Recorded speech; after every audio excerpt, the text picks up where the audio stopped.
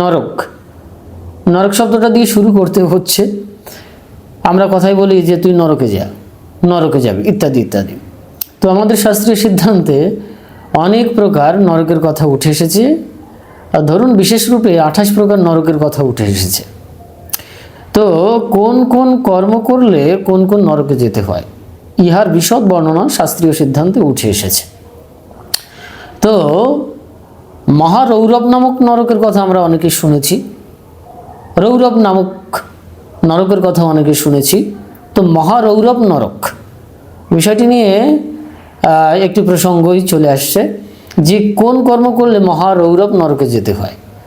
যাই হোক, এই নরকের কথা বললে অনেকে মনে করেন এইসব কিছুই নেই, এগুলো সব গুগলবাজি কথাবার্তা আর কি। এই গুগলবাজি শব্দটি আমি প্রয়োগ করি, অর্থাৎ পেঁচানো স্বভাবের একটি বিষয়, যা বাস্তবিক সত্য আছে বলে মনে হয় না, অনেকের এই ধারণা। অনেকেই কাব্যিক সুরে বলবেন যে কোথায় স্বর্গ কোথায় নরক, মানুষের মাঝখানে স্বর্গ নরক, মানুষের মাঝখানে সুরাসুর, ইত্যাদি ইত্যাদি। কিন্তু মহাজাগতিক সংসারে শাস্ত্রীয় সিদ্ধান্ত অনুসারে নরকের কথা উঠে এসেছে, স্বর্গের কথা উঠে এসেছে। ধরুন যদি আমরা ইসলাম দর্শনটাকে দেখি, সেখানে কিন্তু দোজখের কথা উঠে এসেছে, স্বর্গ অর্থাৎ বেহেশতের কথা উঠে এসেছে। তো এই বিষয় নিয়ে বিশদ বর্ণনা করা হয়েছে আমাদের সনাতন পৌরাণিক শাস্ত্রীয় সিদ্ধান্ত অনুসারে। তো যাই হোক, আমাদের আলোচ্য বিষয় হচ্ছে কোন কর্ম করলে আমাদেরকে মহারৌরব নরকে যেতে হয়। তার আগে আমরা মহারৌরব নরকের স্বরূপটা একটু জেনে নিই, কী সেই আসলে কেমন সেই জিনিস। তো সেখানে ছোট্ট কথা বর্ণনা করা আছে যে সেখানে রুরু নামক একটি ক্রূর স্বভাব বিশিষ্ট জন্তু আছে, যা সর্পের থেকে অত্যন্ত ক্রূর স্বভাব প্রকৃতির। সর্পের থেকে মানে সর্প যতটুকু মানে মারাত্মক হয়, তার থেকেও আর কি ক্রূর স্বভাবের। তো সেই কারণে সেই জায়গার বা সেই স্থানটির নাম দেওয়া হয়েছে মহারৌরব নরক।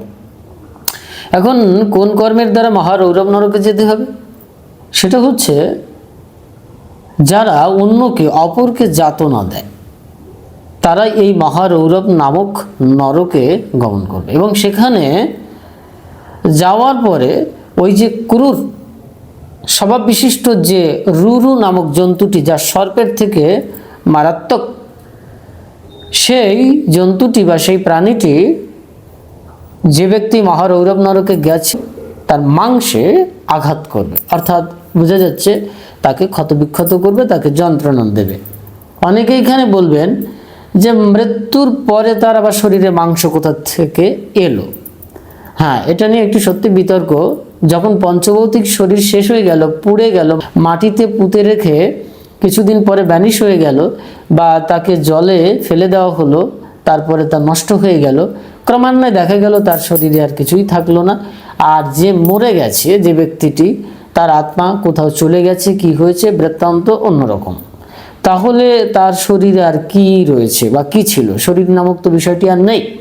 তাহলে সেখানে কিভাবে মাংসে আঘাত করবে, এই নানান প্রকারের প্রশ্ন এসে যায়। অর্থাৎ অবাস্তবিক একটি দর্শন আমরা প্রতিষ্ঠা করার চেষ্টা করি, সেটা আলাদা বিষয়। তো শাস্ত্রীয় সিদ্ধান্তে এই মহারৌরব নরকে যারা অপরকে যাতনা দেবে তাদেরকে সেখানে পাঠানো হয়। অর্থাৎ আমাদের এখানে একটা বিষয় এসছে, দেখুন এই যে স্বর্গ নরক, এগুলো কিছু মনস্তাত্ত্বিক ব্যাপার রয়েছে, ফিজিক্যাল ব্যাপার রয়েছে, মেন্টাল সাইকোলজিক্যাল ব্যাপার রয়েছে, এবং জিওগ্রাফিক্যাল ব্যাপার রয়েছে, এবং কসমিক ব্যাপার রয়েছে। এতগুলো শব্দ আমি অ্যাপ্লাই করেছি, এর মানে প্রত্যেকটা জায়গায় স্বর্গ এবং নরক আছে। মহাজাগতিক সংসারে হ্যাঁ, সেখানেও একটি স্পেস আছে। পৃথিবীতে স্বর্গ নরক আছে, তারপরে আপনার শরীরে স্বর্গ নরক আছে, মনে স্বর্গ নরক আছে। তো এইরকমভাবে স্বর্গ নরকের যে বিভাজনটা এসছে, এগুলো আসলে মনস্তাত্ত্বিক ব্যাপার, এবং এগুলো একটি গভীর তত্ত্ব দর্শনের দিক। এক একজন সাধক মহাত্মা এক এক রকম দৃষ্টিকোণ থেকে ব্যাখ্যা করেন। আমার কাছে এটা উপলব্ধ হয়েছে, আমি সেটা বলছি। এবং কাব্যিক সুরেও সেটাও উঠে এসেছে, একেবারেই ভ্রান্ত দর্শন বলছে এটা নয়। তো যাই হোক, এখন যারা স্বর্গে যেতে চান মহাজাগতিক সংসারে, তাদেরকে সেই রকমভাবে কর্ম করতে হয়। এখন এই কর্মের কথা যদি বলা হয় তাহলে 3 প্রকারের কর্ম এসেছে, কর্ম, অকর্ম, বিকর্ম। এক এক মহাত্মা এক এক রকমভাবে টিকা করেছেন। যতক্ষণ নিষ্কাম কর্ম না হচ্ছে ততক্ষণ কিন্তু এই লিঙ্গ শরীরের পূর্ণ বিনাশ হয় না, মুক্তি হয় না। আমাদের যে পঞ্চভৌতিক শরীরের 2-3টে উপাদান নষ্ট হয়ে যায়, আর 2টি উপাদান কম বেশি বায়ুতত্ত্ব বা আকাশতত্ত্ব এটা রয়ে যায়। সূক্ষ্ম লিঙ্গ আকারের যে শরীর সেটা কারণ শরীরে কিন্তু সমাহিত হয়। এবার কারণ শরীরে যে সমস্ত প্রারব্ধ সংস্কারের যে রেকর্ডিং রয়েছে আর কি, যে সমস্ত প্রারব্ধ কর্মসংস্কার রয়েছে সেই সংস্কারের প্রেক্ষাপট থেকে তার পুনর্জন্ম নির্ধারিত হয়। এখন যে মহাকাশ তত্ত্বের ভেতরে বা আকাশ তত্ত্বের ভেতরে তার লিঙ্গ শরীর সমাহিত হয়েছে, বর্তমান সেই স্থূল শরীরটা নেই, তাহলে সেখানে কোন শরীর আছে? তখনও একটি সূক্ষ্ম বা কারণ শরীর থাকে, লিঙ্গ শরীর থাকে, যা আপেক্ষিক দৃষ্টিকোণ থেকে আমাদের কাছে কিন্তু উপলব্ধ নয়, কিন্তু থাকে। এইবার সেইখানে সেই অব্যক্ত জগৎ বলুন, আকাশতত্ত্ব বলুন, সূক্ষ্ম লিঙ্গ শরীর বলুন বা কারণ শরীর বলুন বা সূক্ষ্ম শরীর বলুন, সেইখানে এক ধরনের শরীর আছে। সেই শরীরটা কর্মসংস্কারের জালে আবদ্ধ থাকার কারণে তার সেই অবয়বের উপরে কর্মের প্রেক্ষাপট থেকে যাই বলুন, সেখানে তার সুকর্মের ফল ভোগ করতে হয়, কুকর্মের ফল ভোগ করতে হয়। এই সূত্রে সেখানে মাংস শব্দটি উল্লেখ করা হয়েছে। এখন মাংস শব্দের আরও বিস্তারিত ব্যাখ্যা দিতে গেলে অনেক সময়ের ব্যাপার। তো যাই হোক, এখন আমার এখানে আলোচ্য বিষয় স্বর্গ নরক আছে কি না আছে এই বিষয়টি নয়, কারা নরকে যাবেন তার কিছু কথা বলবার চেষ্টা করেছে, বিশেষভাবে মহারৌরব নরকে কারা যাবেন। এখন এখানে একটি ধর্মের কিন্তু গুরুত্বপূর্ণ প্রতিপাদ্য বিষয় আছে। যেমন ধরুন, শাস্ত্রীয় সিদ্ধান্তে বারংবার পাপের কথা উঠে এসেছে, শাস্তির কথা উঠে এসেছে, নরক যন্ত্রণার কথা উঠে এসেছে, স্বর্গ সুখের কথা উঠে এসেছে, হ্যাঁ, পাপ পুণ্যের কথা উঠে এসেছে।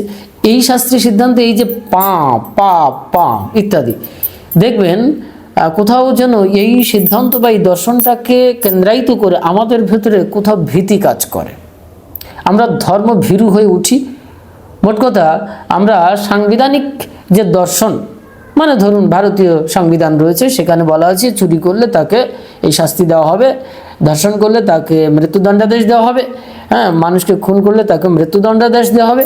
তাহলে কি হচ্ছে, সমাজে এই যে ভীতিকর একটি বিষয়টি মানুষের ভেতরে কাজ করছে, যে সংবিধানে শাস্ত্রে এটা লেখা আছে, বইতে লেখা আছে, আইনের শাসন এটা লেখা আছে, যদি এটা করি তাহলে আমাকে এই দণ্ড ভোগ করতে হবে। তখন মানুষের ভেতরে এই ভীতি সন্ত্রস্ত অবস্থা থেকে একটা ন্যায় নীতি জন্ম নেয় বা বাধ্যতামূলক একটি তার নিয়ন্ত্রিত সত্তা কাজ করে। হয়তো জোরের উপরে সেটা হয়, মানসিকভাবে হয়তো সেটা পারে না, কিন্তু ব্যবহারিক জগতে কোথাও কোথাও তারা নিয়ন্ত্রণ করে, আমরা সেটা লক্ষ্য করি। প্রত্যেক মানুষই কম বেশি এখানে কিন্তু ভয় পায়।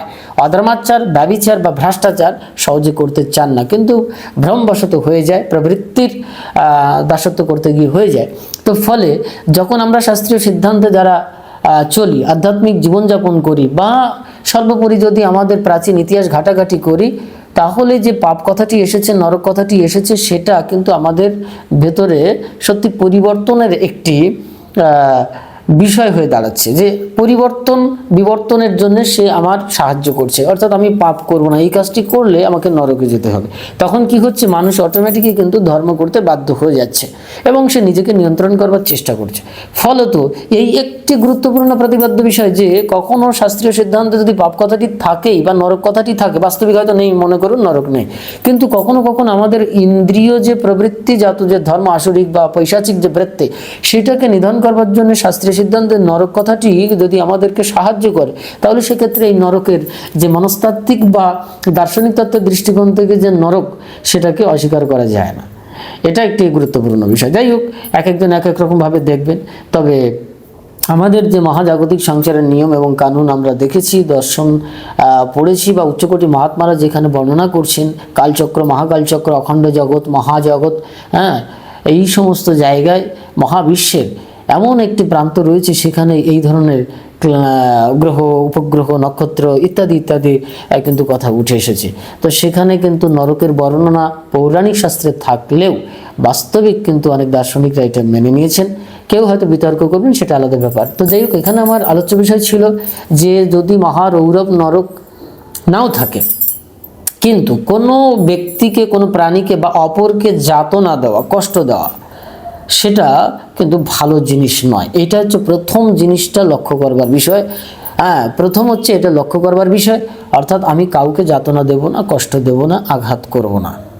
হ্যাঁ, ওই মহারৌরব নরকের বিষয়টি, অর্থাৎ আপনার মনের ভেতরে একটি নারকীয় অবস্থা, নারকীয় একটি গ্রহ তৈরি হতে পারে যখন আপনি অত্যন্ত ক্রূর স্বভাবের হচ্ছেন, অত্যন্ত হিংসাত্মক হচ্ছেন, মারাত্মক হচ্ছেন এবং অপরকে যাতনা প্রদান করছেন।